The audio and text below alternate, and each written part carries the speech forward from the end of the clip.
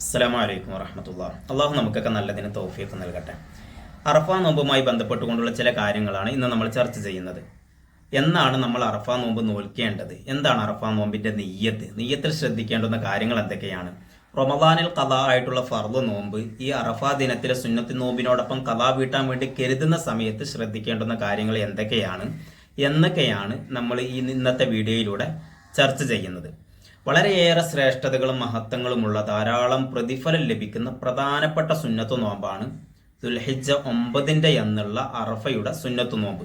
നബി സല്ലല്ലാഹു അലൈഹി വസല്ലമ തങ്ങൾ തന്നെ ഈ നോമ്പിനെ കുറിച്ച് പറഞ്ഞത് യുക്കഫിറു സനത്തൽ മാദിയത വൽ ബാഖിയ എന്നാണ്. കഴിഞ്ഞതും വരാനിരിക്കുന്നതുമായ ഓരോ വർഷത്തെ തെറ്റുകുറ്റങ്ങൾ ഈ നോമ്പ് പൊറുപ്പിക്കുമെന്ന്. ഈ ഒരു നോമ്പ് നോറ്റ് കഴിഞ്ഞാൽ 2 വർഷത്തെ ചെറുദോഷങ്ങളൊക്കെ അള്ളാഹു പുറത്തു തരും. നോമ്പ് നോൽക്കുന്നതിന് മുമ്പുള്ള 1 വർഷം മുമ്പുള്ളതും അതിന് ശേഷം ഉള്ളതുമായ ഓരോ വർഷത്തെ തെറ്റുകുറ്റങ്ങൾ അള്ളാഹു പുറത്തു തരും.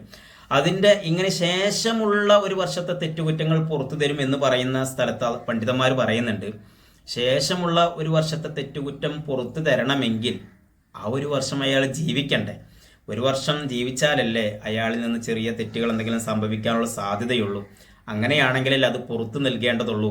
അതുകൊണ്ട് തന്നെ അറഫാ നോമ്പ് നോൽക്കുന്ന ആൾക്ക് എന്തായാലും അടുത്ത അറഫാ ദിവസം വരെ, അടുത്ത വർഷത്തെ ആ സമയം വരെ ആയുസ് ലഭിക്കാൻ ഈ ഒരു നോമ്പ് കാരണമാകുമെന്ന് പണ്ഡിതന്മാർ പഠിപ്പിക്കുന്നുണ്ട്.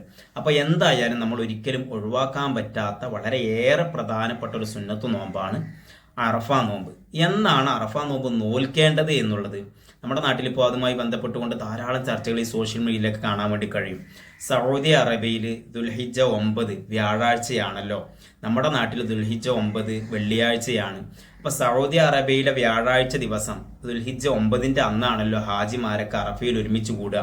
അപ്പോൾ അന്നാണല്ലോ സൗദി അറേബ്യയിലും മറ്റുള്ളവരൊക്കെ, അല്ലെങ്കിൽ ഈ അറബ് രാജ്യങ്ങളിലുള്ള ആളുകളെല്ലാം, സൗദിയുടെ പരിസരങ്ങളിലുള്ള രാജ്യങ്ങളിലുള്ള ആളുകളെല്ലാം അന്നാണല്ലോ അറഫാ നോമ്പ് നോൽക്കുന്നത്.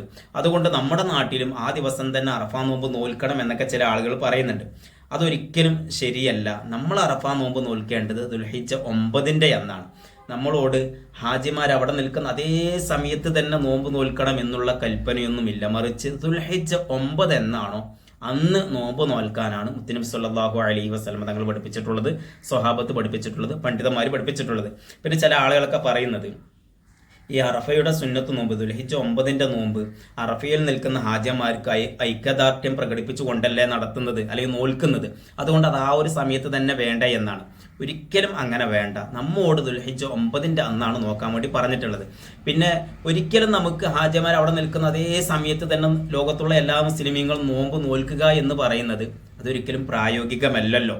കാരണം നമ്മുടെ നാടും സൗദി അറേബ്യയും തന്നെ 2.5 മണിക്കൂറിൻ്റെ വ്യത്യാസമുണ്ട്. അതുപോലെ സൗദി അറേബ്യയും അമേരിക്കയും തമ്മിൽ ഒരു രാവിൻ്റെയും പകലിൻ്റെയും വ്യത്യാസമുണ്ട്. സൗദിയിൽ പകലാകുന്ന സമയത്ത് അമേരിക്കയിൽ രാത്രിയാകും. അപ്പോൾ സ്വാഭാവികമായിട്ട് അതേ സമയത്ത് എല്ലായിടത്തും നോമ്പ് നോൽക്കുക എന്ന് പറയുന്നത് ഒരിക്കലും നടക്കാത്തൊരു കാര്യമാണ്. പിന്നെ നമുക്കൊക്കെ അറിയാലോ, ഈ സാങ്കേതിക വിദ്യകളൊക്കെ ഇപ്പോൾ അടുത്ത കാലത്താണ് വികസിച്ചത്. സൗദിയിൽ എന്നാണ് ദുൽഹിജ്ജ 9 അല്ലെങ്കിൽ ദുൽഹിജ്ജ 10 എന്ന് നമുക്കൊരു 100 വർഷം മുമ്പ് നമുക്കൊരിക്കലും അത് അതേ സമയത്ത് ഇവിടെ ഒരിക്കലും നമുക്കൊന്നും മനസ്സിലാക്കാൻ വേണ്ടി കഴിയില്ലല്ലോ. അതൊക്കെ ഇപ്പോൾ അടുത്ത കാലത്ത് സാങ്കേതിക വിദ്യകളൊക്കെ വികസിച്ചപ്പോഴാണ് സൗദിയിൽ വ്യാഴാഴ്ച ദുൽഹിജ്ജ 9 ആണ്, അന്നാണ് അറഫാ ദിനം എന്ന് നമ്മൾ അറിയുന്നത്. മറ്റേത് കൃത്യമായിട്ട് ഒരിക്കലും പറയാൻ കഴിയില്ലായിരുന്നു. ഒരു 100 വർഷം മുമ്പ് അല്ലെങ്കിൽ 150 വർഷം മുമ്പ് സൗദിയിൽ എന്നായിരുന്നു പെരുന്നാൾ അല്ലെങ്കിൽ എന്നായിരുന്നു അവിടെ അറഫാ ദിനം എന്നൊക്കെ നമ്മൾ എങ്ങനെയാണ് മനസ്സിലാക്കിയിട്ടുണ്ടായിരുന്നത്? ഏതെങ്കിലും ഹജ്ജിന് പോയ ആളുകൾ അവിടെ ചെന്ന് മടങ്ങി വന്നതിന് ശേഷമായിരിക്കും നമ്മളൊക്കെ മനസ്സിലാക്കുക, ആ ഹാജിയുമായി ബന്ധപ്പെട്ട ആളുകൾ മനസ്സിലാക്കുക സൗദി അറേബ്യയിൽ ഇന്ന ദിവസമായിരുന്നു അറഫാ നോമ്പ്, അല്ലെങ്കിൽ അവിടെ അറഫാ സംഗമം ഇന്ന ദിവസമായിരുന്നു പെരുന്നാൾ എന്നൊക്കെ. അപ്പോൾ അങ്ങനെയുള്ള കാര്യങ്ങളിൽ നിന്ന് നമ്മൾ ശ്രദ്ധിക്കേണ്ട ഒരു കാര്യമില്ല. നമ്മളോട് മുത്തുനബി പഠിപ്പിച്ചിട്ടുള്ളത് ദുൽഹിജ്ജ 9 എന്ന് നോക്കാനാണ്. നമ്മൾ നോമ്പ് നോൽക്കേണ്ടത് ആ ഒരു ദിവസമാണ്. അങ്ങനെ നോമ്പ് നോൽക്കാനാണ് നമ്മോട് ഇക്കാലം വരെയുള്ള പണ്ഡിതന്മാരൊക്കെ നമ്മോട് പഠിപ്പിച്ചിട്ടുള്ളത്. പിന്നെ ഈ ഇന്നലകളിൽ വന്ന ആരെങ്കിലൊക്കെ എന്തെങ്കിലുമൊക്കെ പറയുന്നു, അത് നമ്മൾ ഒരിക്കലും മെയിൻ ചെയ്യേണ്ട ഒരു കാര്യമില്ല. പിന്നെ അറഫയുടെ സുന്നത്ത് നോമ്പിന്റെ നിയ്യത്ത് നവൈതു സോമ ഗദിൻ അൻ അദാഇ സുന്നത്ത യൗമി അറഫത ലില്ലാഹി തആല എന്ന അറബിയിൽ കരുതാം, അതല്ലെങ്കിൽ മലയാളത്തിൽ കരുതിയാൽ മതി. അറഫാ ദിനത്തിലെ സുന്നത്ത് നോമ്പ് അല്ലെങ്കിൽ ദുൽഹിജ്ജ 9 സുന്നത്ത് നോമ്പ് അള്ളാഹു തആലാക്ക് വേണ്ടി നോറ്റി വീട്ടാൻ ഞാൻ കരുതുന്നു എന്ന് രാത്രി നിയ്യത്ത് ചെയ്യുക. ഇനി രാത്രി നിയ്യത്ത് ചെയ്യാൻ മറന്നാൽ പകല് ഉച്ചയ്ക്ക് മുമ്പ് നിയ്യത്ത് ചെയ്താൽ മതി. ഭക്ഷണം ഒന്നും കഴിച്ചിട്ടില്ല, വെള്ളമൊന്നും കുടിച്ചിട്ടില്ല എന്നുണ്ടെങ്കിൽ വെള്ളിയാഴ്ചയുടെ അറഫാ ദിനത്തിന്റെ ഉച്ചയ്ക്ക് മുമ്പായിട്ട് നിയ്യത്ത് മനസ്സിൽ കരുതിയാലും മതി. അതേസമയം റമദാനിൽ ഖളാ ആയിട്ടുള്ള ഫർദ് നോമ്പുകൾ ആരെങ്കിലും ഈ ഒരു നോമ്പിനോടുകൂടെ ഖളാ വീട്ടാൻ ഉദ്ദേശിക്കുന്നുണ്ടെങ്കിൽ അവർ നിർബന്ധമായും തലേന്ന് രാത്രി തന്നെ നിയ്യത്ത് ചെയ്തിരിക്കണം.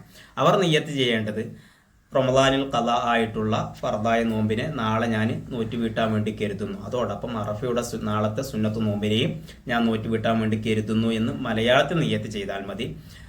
റമദാനിൽ ഖളാ ആയിട്ടുള്ള ഫർദ് നോമ്പിനെ നാളെ ഞാൻ ഖളാ വീട്ടാനും അതോടൊപ്പം തന്നെ നാളത്തെ അറഫയുടെ സുന്നത്ത് നോമ്പിനെ നോൽക്കാനും ഞാൻ കരുതുന്നു എന്ന് കരുതിയാൽ രണ്ടിൻ്റെയും കൂലി കിട്ടും. അള്ളാഹു നമുക്കൊക്കെ നല്ലതിന് തൗഫീഖ് നൽകുമാറാവട്ടെ.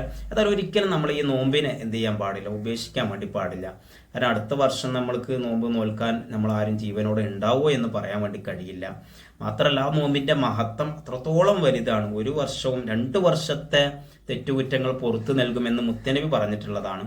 മുമ്പും ശേഷവുമുള്ള ഓരോ വർഷത്തെ ചെറിയ തെറ്റുകുറ്റങ്ങൾ, വൻ തെറ്റുകളല്ല, ചെറു തെറ്റുകുറ്റങ്ങളൊക്കെ അള്ളാഹു പുറത്തു തരും. അതേസമയം നമ്മൾ ആരെങ്കിലൊക്കെ വേദനിപ്പിച്ചിട്ടുള്ളത്, ആരെങ്കിലൊക്കെ ആക്രമിച്ചിട്ടുള്ളത്, അത്തരം കാര്യങ്ങളൊന്നും ഒരിക്കലും അള്ളാഹ് പുറത്തു തരില്ല. അത് പുറത്തു തരണമെങ്കിൽ നമ്മൾ അവരോട് പൊരുത്തപ്പെടിയിക്കുക തന്നെ വേണം. അള്ളാഹു ആരെയും ഉപദ്രവിക്കാതെ, ആരെയും വേദനിപ്പിക്കാതെ അള്ളാഹിനെ അറിഞ്ഞ് ആരാധിച്ചുകൊണ്ട് ജീവിക്കാൻ നമുക്കൊക്കെ തൗഫീഖ് നൽകുമാറാവട്ടെ. അള്ളാഹു നമ്മിൽ നിന്ന് നമ്മുടെ എല്ലാ സൽക്കർമ്മങ്ങളും സ്വീകരിക്കട്ടെ. അസ്സലാമു അലൈക്കും വറഹ്മത്തുള്ളാഹി.